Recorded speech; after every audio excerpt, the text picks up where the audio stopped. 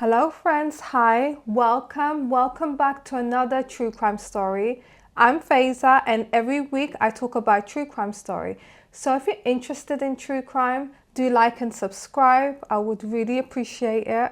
And let's get into today's case. So today's case is truly heartbreaking. It's yet another honor killing and it's just so sad. This is a high profile case. And today we'll be talking about the Shafilea Ahmed case. So Shafilea Ahmed, she was born in 1986 in Pakistan and she moved with her family to the UK when she was quite young. So growing up in Warrington, Cheshire, Shafilea went to school with her peers and she was thriving. However, her family held very strict traditional Pakistani values and that really kept her from thriving and being herself. Shafilea was hoping to become a solicitor one day.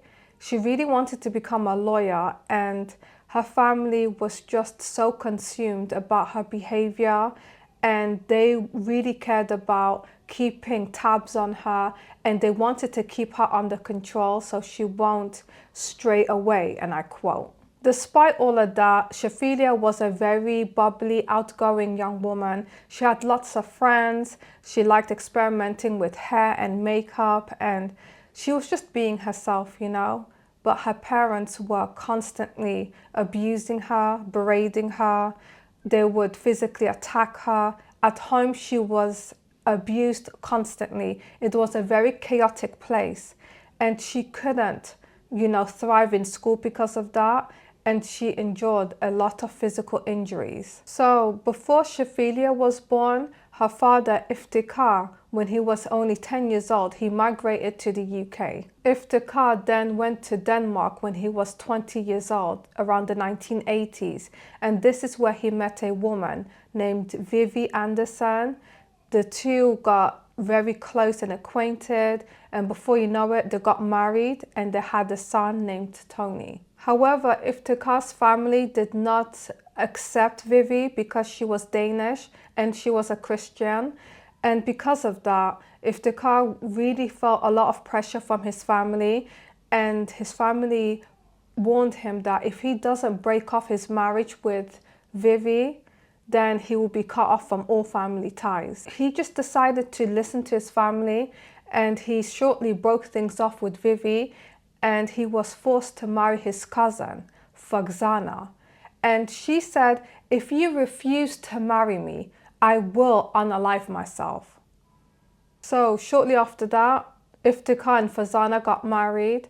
I don't know how Iftikhar felt about it, but I think he just put up with her. And he just did what he was told. He broke things off with Vivi by telling her that he had to marry Farzana, his own cousin, by the way, and he had no choice in the matter because this was all arranged while they were children, according to Iftikhar. So Vivi was understandably upset and she filed for divorce and she left and never came back. I don't think he had any contact with her, including their own son, Tony. So Iftikhar decided to move on with his life and he continued his relationship with Farzana and they moved to the UK.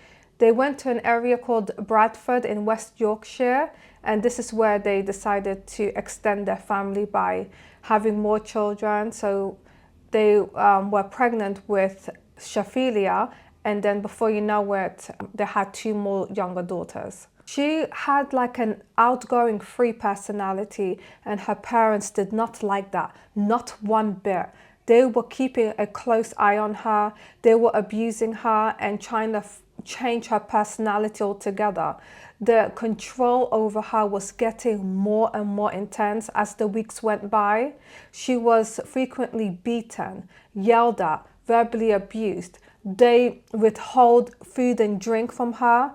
She ran away from home multiple times and she really did ask for help. So she went to the local council and asked for an emergency accommodation because she's constantly being beaten at home and it's a very unsafe environment for her. And nothing came from her requests. Nobody helped Shafilea. So her parents were only focused on one thing. They were worried that Shafilea would bring shame to the family, and this is something very detrimental to them. You know, this is honor-based violence that we're talking about, and they only cared about their own self-image.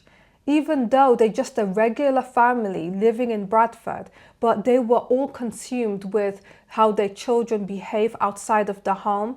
And this is where the violence comes in, which doesn't make sense in my opinion, and it isn't something that should be taken lightly. So they thought, okay, Shafilea wants to go out and about, so the parents decided to arrange a marriage for her. Shafilea was not interested because she was young, she was still in full-time education, and forcing her to marry a complete stranger from Pakistan just did not sit right with her.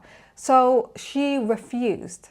So the family decided to go to Pakistan and to arrange a marriage for her. But then she got so upset about this arrangement that was forced, by the way, so she drank a bottle of bleach and she succumbed to such injuries to her neck and throat.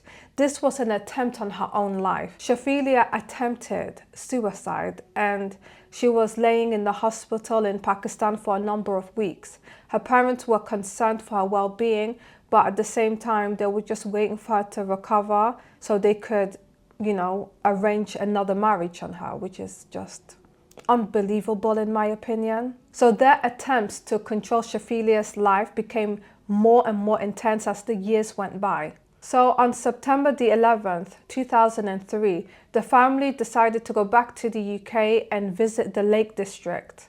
And then when they were there, Shafilea just disappeared. Shafelea's parents did not report her missing. They didn't call the police, they didn't contact her school, nothing. And the parents told the school that she just ran away. And she's a very disobedient child. She's been running away since she was 12. Shafelea's parents told the school that, you know, she will eventually come back and it's nothing to worry about. However, the school called the police instead and filed a missing persons report. The police were trying to find Shafilea, but they were struggling to find any clues. There was no evidence any foul play has taken place, and her parents seemed very nonchalant, and their suspicious behavior became apparent to police. So months later, in February of 2004, two hikers found human remains within the same Lake District where Shafilea went missing. They contacted the police and later on autopsy was conducted and they have realized that it was the remains of Shafilea Ahmed. The investigation revealed that Shafilea was strangled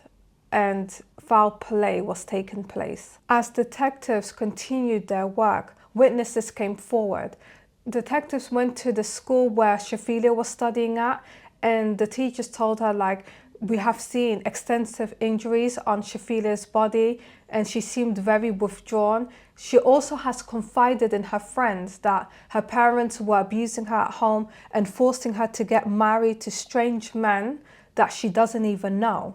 Shafelea's younger sister finally told police that her parents killed Shafilea by placing a plastic bag in her mouth and just strangling her in the living room. After Shafilea died, her parents disposed her body by throwing it into a nearby canal. Her body swept over 70 miles and it reached all the way back to the Lake District that I've mentioned, and this is where the hikers found her remains. So in 2010, 6 years later, Shafelea's parents were arrested. The following year, in 2011, they were charged with murder. The prosecution argued that the parents killed Shafilea just to restore honor back to the family, and they made Shafilea live a very unrealistic lifestyle where their culture was more important than their daughter's well-being. The trial started in 2012, but it ended due to a hung jury. So another trial took place, and in 2016,